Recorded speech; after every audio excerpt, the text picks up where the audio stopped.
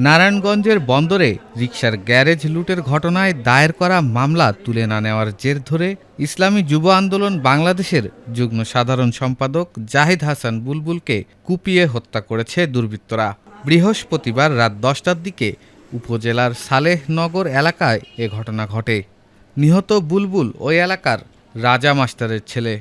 নিহতের স্বজন ও স্থানীয় বাসিন্দারা জানান, ২০২৪ সালের গণ-অভ্যুত্থান আন্দোলনে অংশ নেওয়াকে কেন্দ্র করে বুলবুলের রিকশার গ্যারেজে সিফাত বাহিনী লুটপাট চালায়। এ ঘটনায় সিফাতকে প্রধান আসামি করে বন্দর থানায় একটি মামলা দায়ের করেন বুলবুল।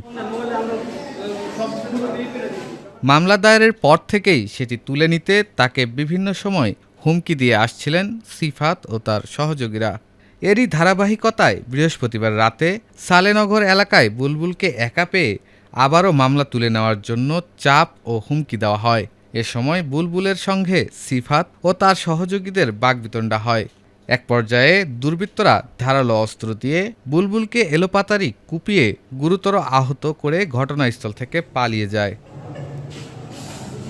পরে আশেপাশের লোকজন তাকে উদ্ধার করে নারায়ণগঞ্জ জেনারেল হাসপাতালে নিয়ে যায়। সেখানে কর্তব্যরত চিকিৎসক তাকে মৃত ঘোষণা করেন। এ ঘটনায় এলাকায় উত্তেজনা ও শোকের ছায়া নেমে এসেছে।